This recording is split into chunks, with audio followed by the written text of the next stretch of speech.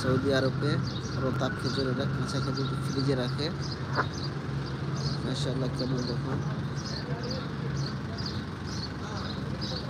Class খেজুর মার্কেটে বিক্রি হচ্ছে, ইফতারির জন্য বিক্রি হয়, এগুলো 10 রিয়াল করে। এটা হলো ক্যাপস বানানো কার্টন।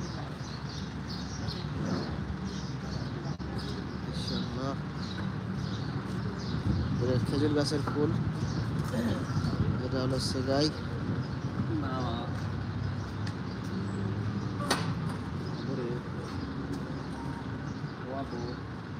মার্কেট।